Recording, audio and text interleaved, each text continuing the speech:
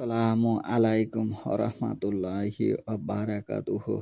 আলহামদুলিল্লাহ ওয়াদুসসালাতু ওয়াসসালামু আলা মান লা নাবিয়্যা বা'দা। আউযু বিল্লাহি মিনাশ শাইতানির রাজিম। বিসমিল্লাহির রহমানির রহিম।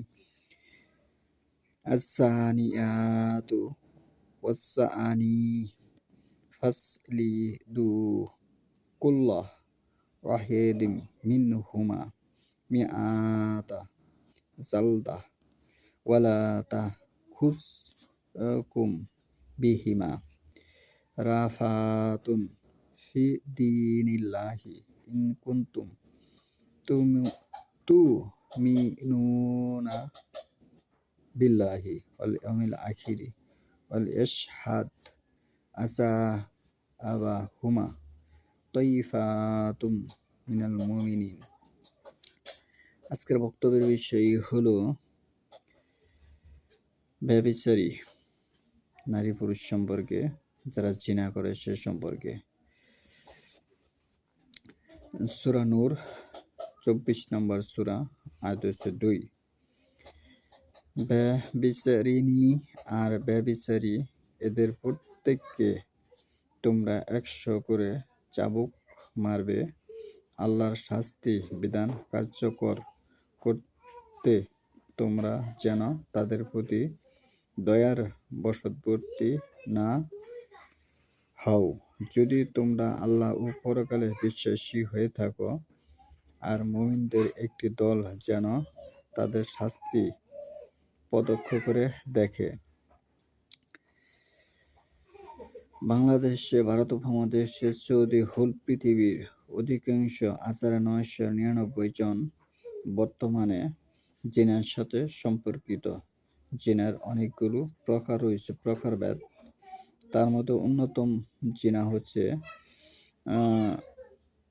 পিতার অভিভাবকের অনুমতি ব্যতীত কেউ যদি, কোনো নারী যদি পালিয়ে যেয়ে বাবার অনুমতি ব্যতীত, বাবা জীবিত আছে, বাবার অনুমতি ব্যতীত পালিয়ে যেয়ে কোনো ছেলেকে বিবাহ করে, তাহলে সেটা জিনার আওতাধীন হবে।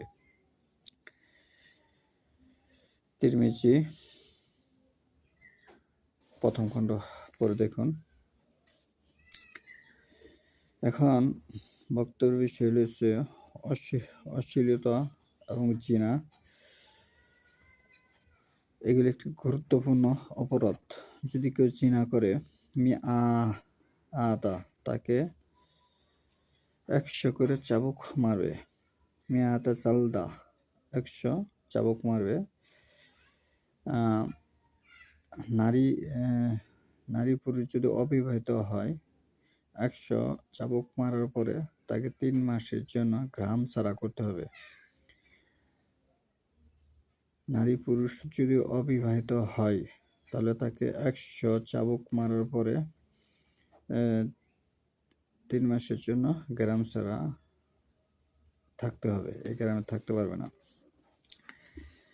সূরা নূর 3 নম্বর আয়াতে আল্লাহ বলতেছে, ব্যভিচারী কেবল কোনো ব্যভিচারিণী অথবা মুশরিক নারীকে বিয়ে করবে, এবং ব্যভিচারিণীকে কেবল কোনো ব্যভিচারী অথবা মুশরিক পুরুষই বিয়ে করবে। মুমিনদের জন্য এদেরকে নিষেধ করা হয়েছে। মুমিনরা তাদেরকে বিয়ে করতে পারবে না।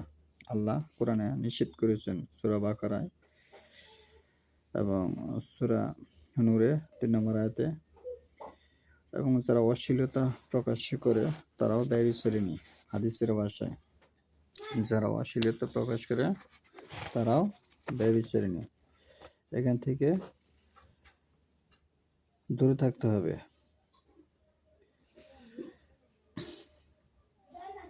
ওয়াজটি ধারাবাহিকভাবে করতে হবে, একত্রে সম্ভব নয়। সুবহানাকাল্লাহুম্মা ওয়া বিহামদিকা আশহাদু আল্লা ইলাহা ইল্লা আনতা আস্তাগফিরুকা ওয়া আতুবু ইলাইক।